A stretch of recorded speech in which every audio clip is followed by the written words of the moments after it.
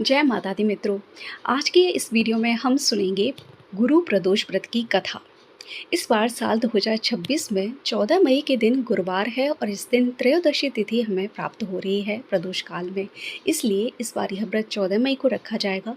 गुरुवार का दिन होने के कारण यह गुरु प्रदोष व्रत है। इस व्रत को करने से भगवान विष्णु और भगवान शिव दोनों की ही कृपा प्राप्त होगी। इस व्रत का महत्व बताते हुए कहा गया है कि इस व्रत को करने से 100 गायें दान करने के बराबर पुण्य फल प्राप्त होता है तथा इस कथा का श्रवण करने और सुनने से ऐश्वर्य और विजय का भी शुभ वरदान मिलता है। इस व्रत का महत्व बताते हैं श्री सूत जी कहते हैं कि यह अति श्रेष्ठ शत्रु विनाशक और भक्त प्रिय व्रत है। प्रत्येक शिव भक्त को जो भी भगवान शिव के उपासक है उन्हें प्रदोष व्रत ज़रूर से करना चाहिए। प्रदोष व्रत किस दिन रखा जाता है? जिस दिन प्रदोष काल में हमें त्रयोदशी तिथि प्राप्त होती है उस दिन के अनुसार उस प्रदोष व्रत का नाम होता है। इस प्रदोष व्रत को करने से सभी प्रकार की मनोकामनाएं पूर्ण होती है। दिन के अनुसार प्रत्येक प्रदोष व्रत का अपना अलग अलग फल होता है। तो इस बार गुरुवार के दिन है, तो गुरुवार के दिन इस प्रदोष व्रत को करने से भगवान शिव और भगवान विष्णु दोनों की ही कृपा प्राप्त होती है। साथ ही यह शत्रु पर विजय प्राप्त कराने वाला व्रत भी है। चलिए आज की इस कथा को प्रारंभ करते हैं। इस व्रत की कथा के अनुसार एक बार इंद्र और वृत्तासुर की सेना में घनघोर युद्ध हुआ। देवताओं ने दैत्य सेना को पराजित कर नष्ट भ्रष्ट कर डाला। यह देख वृत्तासुर अत्यंत क्रोधित हो स्वयं युद्ध को उद्धत हुआ। आसुरी माया से उसने विकराल रूप धारण कर लिया। सभी देवता भयभीत होकर गुरुदेव बृहस्पति की शरण में पहुंचे। बृहस्पति महाराज बोले कि पहले मैं तुम्हें वृत्तासुर का वास्तविक परिचय दे दूं। वृत्तासुर बड़ा तपस्वी और कर्मनिष्ठ है। उसने गंधमादन पर्वत पर घोर तपस्या कर शिवजी को प्रसन्न किया है।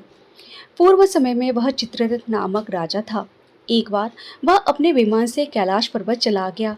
वहां शिवजी के वाम अंग में माता पार्वती को विराजमान देखकर वह उपहास पूर्वक बोला कि हे प्रभु, मोह माया में फंसे होने के कारण हम स्त्रियों के वशीभूत रहते हैं, किंतु देवलोक में ऐसा दृष्टिगोचर नहीं हुआ कि स्त्री आलिंगनबद्ध हो सभा में बैठे। चित्ररथ के ये वचन सुनकर सर्वव्यापी शिवशंकर हंसकर बोले कि हे राजन, मेरा व्यवहारिक दृष्टिकोण पृथक है। मैंने मृत्युदाता कालकूट महाविष का पान किया है, फिर भी तुम साधारण जन की भांति मेरा उपहास उड़ाते हो। माता पार्वती क्रोधित हो चित्ररथ से संबोधित हुई, अरे दुष्ट, तूने सर्वव्यापी महेश्वर के साथ ही मेरा भी उपहास उड़ाया है। अतएव मैं तुझे वह शिक्षा दूंगी कि फिर तू ऐसे संतों के उपहास का दुस्साहस नहीं करेगा। अब तू दैत्य स्वरूप धारण कर विमान से नीचे गिर, मैं तुझे श्राप देती हूँ। जगदम्बा भवानी के अभिशाप से चित्ररथ राक्षस योनि को प्राप्त हुआ और त्वष्टा नामक ऋषि के श्रेष्ठ तप से उत्पन्न हो वृत्तासुर बना। गुरुदेव बृहस्पति आगे बोले कि वृत्तासुर बाल्यकाल से ही शिव भक्त रहा है, अतः हे इंद्र, तुम बृहस्पति प्रदोष व्रत कर भगवान शिव को प्रसन्न करो। देवराज ने गुरुदेव की आज्ञा का पालन करके बृहस्पति प्रदोष व्रत किया। गुरु प्रदोष व्रत के प्रभाव से इंद्र ने शीघ्र ही वृत्तासुर पर विजय प्राप्त कर ली और देवलोक में शांति छा गई। अतः प्रदोष व्रत हर शिव भक्त को अवश्य ही करना चाहिए। यह गुरु प्रदोष व्रत विजय की प्राप्ति कराने वाला और ऐश्वर्य दिलाने वाला है। इस व्रत को शत्रु विनाशक व्रत भी कहा जाता है।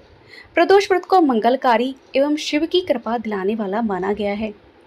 ऐसा कहा जाता है कि गुरु प्रदोष व्रत करने से 100 गायें दान करने का पुण्य फल प्राप्त होता है।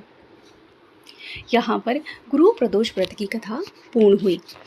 गुरु प्रदोष व्रत करने से, जैसा कि आपने सुना, शत्रुओं पर विजय प्राप्त होती है। इसके साथ ही भगवान शिव का यह प्रदोष व्रत करने से आपकी जो भी मनोकामना है वो सभी मनोकामनाएं पूर्ण होती है। सभी मनोकामनाओं की पूर्ति कराने वाला यह भगवान शिव का उत्तम व्रत है, जिसे प्रत्येक शिव भक्त को ज़रूर से करना चाहिए। यह प्रदोष व्रत इस बार साल 2026 में 14 मई के दिन पड़ रहा है, जिस दिन गुरुवार है, इसलिए यह गुरु प्रदोष व्रत है। प्रदोष काल में भगवान शिव की विधि विधान से पूजा अर्चना ज़रूर से करें। किस प्रकार से पूजा अर्चना करनी है उसकी वीडियो मैं बहुत जल्द लेकर आने वाली हूँ, जिसमें मैंने पूरी विधि के साथ जानकारी शेयर की है। इसके साथ ही आपको इस बात का ध्यान रखना है कि ये गुरु प्रदोष व्रत है, तो हर प्रदोष व्रत जो भी अलग अलग दिन पड़ते हैं उस दिन के अनुसार भगवान शिव पर एक चीज़ है जो ज़रूर से चढ़ानी चाहिए। इस बार गुरुवार का दिन है, इसलिए भगवान शिव पर आप चने की दाल के 21 दाने ज़रूर से चढ़ाइएगा। सारी सामग्री वही रहती है, सिर्फ एक चीज़ की वृद्धि होती है जो उस दिन के अनुसार रहती है। गुरुवार का दिन है, इसलिए हम यहाँ पर चने की दाल और गुड़ का प्रयोग भगवान शिव की पूजा में ज़रूर से करेंगे। मेरे द्वारा सुनाई गई ये कथा फ्रेंड्स अगर आपको पसंद आई है तो प्लीज़ इस वीडियो को लाइक करके ज़्यादा से ज़्यादा शेयर ज़रूर से कर दीजिए। चैनल पर अगर आप पहली बार आए हैं तो प्लीज़ इस चैनल को ज़रूर से सब्सक्राइब कर दीजिएगा फ्रेंड्स। मेरे इस चैनल पर फ्रेंड्स आने वाले जितने भी व्रत त्यौहार हैं उनसे संबंधित पूजा विधि और कथाएँ आदि की जानकारी शेयर की जाती है। तो यदि आप ऐसी ही वीडियो चाहते हैं, भगवान से जुड़े संबंधित वीडियोज़ देखना आपको पसंद है, तो उसके लिए सब्सक्राइब कीजिए मेरे चैनल आदियोगी महादेव को, और प्लीज़ बेल आइकन को प्रेस करना बिल्कुल भी मत भूलिएगा फ्रेंड्स, जिससे आने वाले वीडियो के सभी नोटिफिकेशन आपको टाइम से मिल जाएं। आज की इस वीडियो को फ्रेंड्स आप सबने पूरा देखा, उसके लिए आप सबका बहुत बहुत धन्यवाद। हर हर महादेव।